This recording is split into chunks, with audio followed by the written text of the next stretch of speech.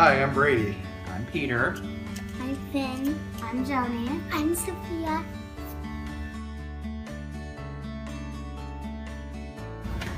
Well, we like the open and honest and transparent quality of the organization, and we strongly believe in open adoption. We want our kids to know who their birth parents are and have an ongoing relationship with the birth parents as they get older. We don't really believe in secrets, important as your parents. Yeah, Open Adoption and Family Services was very open to gays and lesbians, and that obviously was important to us.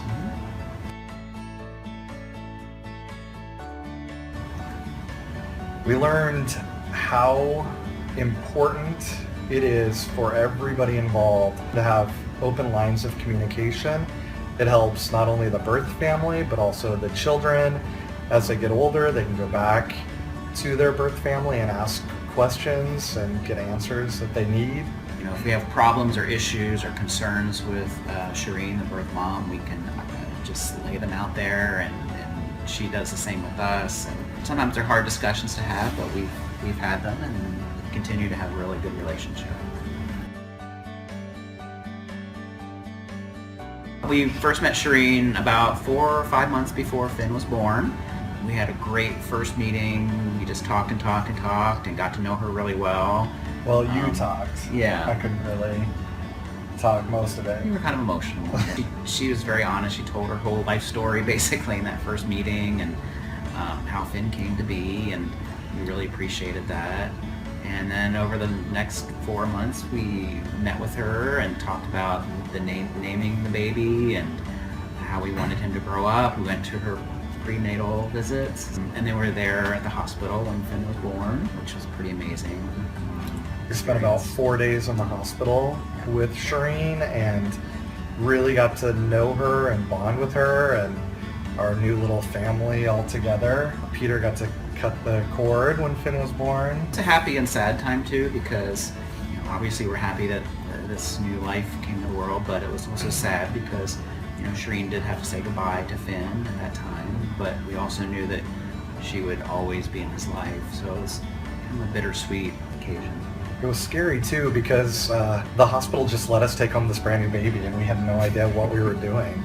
Yeah. I remember kind of freaking out on the drive home, not knowing what to do next, and not sleeping at all for the next 2 days or so. Yeah, I think we cried that first night because we didn't know what to do. He wouldn't stop crying. But I finally called my mom and had her come over and take care of all of us.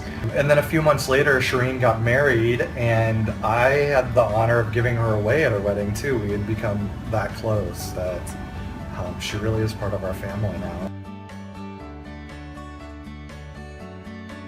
Through Open Adoption, we wanted Finn to know his older birth sisters, so we would go visit them frequently. Whenever we'd visit the birth mom, we would go to the home that the girls were living in at the time too. And when Finn was almost a year old, the girls got placed into another foster home, and it became apparent that they weren't going to be adopted, so we started that process, and it took us quite a few months to get them, but we wanted to make sure that Finn and his sisters were together and kept that connection.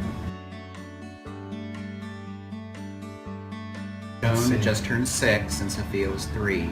That's when they moved in. That's when they moved in, and Finn was 2. And then about a year later, they became adopted. It was a different process. We went through the state to adopt the girls, and it took a long time. It was almost 2 years from the start of the process till the adoption was finalized. And with Finn, by the time he was 4 months old, the adoption process was finalized. Finn was so young, we didn't do a big celebration with his, but when the girls were adopted, we did have an adoption party. We invited our families over and framed their adoption certificates, and we had cake and ice cream, and it's been a totally different process, of course, when you adopt when kids are older and when they're born, and also when they've been in the foster care system, there's a lot more issues that they have.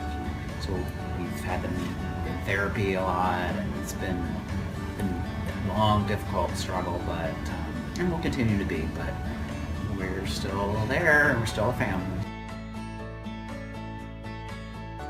Sharene is wonderful. She's a birth mom, and we have a really good relationship with her. She's kind of like our family, and she has 3 visits a year at least where she sees all 3 kids, and she talks on the phone with them and texts and sends pictures.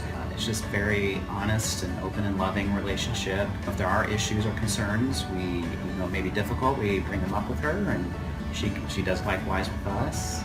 Sharene's been really great about introducing us to other birth family members too. Mm-hmm. Sharene was adopted through an open adoption. So there's even more birth family members. Yeah, it's a very complicated web of family members, but no, it's a good relationship.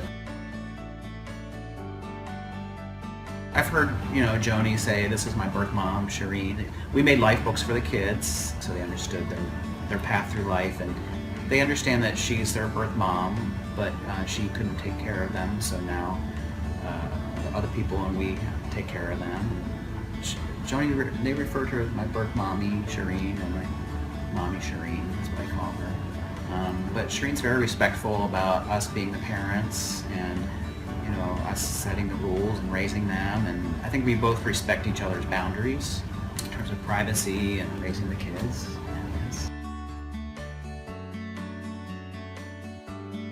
I mean, 3 kids. Yeah, you're outnumbered with 3, so it's kind of like a 3-ring circus.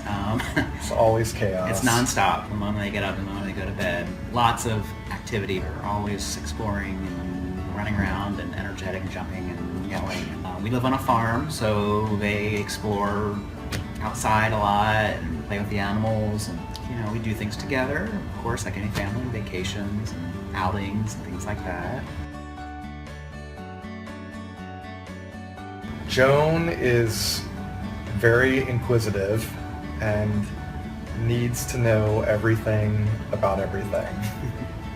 She's pretty smart though, so she can retain that information. Yeah, she's very extroverted and very social butterfly, very intelligent, inquisitive, curious child, very active. Because of all the experience she's had and trauma, though, she's had some issues that she's had to deal with. Sophia is a little princess, or she likes to think. She loves to play dress up, active imagination. She wears her heart on her sleeve, so she's extremely emotional. When she's upset, when she's happy. She's like a volcano. She erupts. It's true. Finn is wild. We call him Bam Bam right now because he's 4 and he just likes to throw everything, and he's extremely physical. Runs around, throws, wrestles, but also he has a sweet nurturing side to him. He'll go to kittens and pet them, and little babies and pet them. He's a little snuggle bug. Loves a snuggle, yeah. All the kids like it. But then he'll go and rip a door off of its hinges too and throw it at somebody. Hopefully he'll grow up. Channel it to some Olympic sport or something. Parkour, that's what we're looking at. It's an ongoing journey, like parenting. It's never ending, and you never have all the answers. You just figure it out as you go along. It seems to always turn out for the best.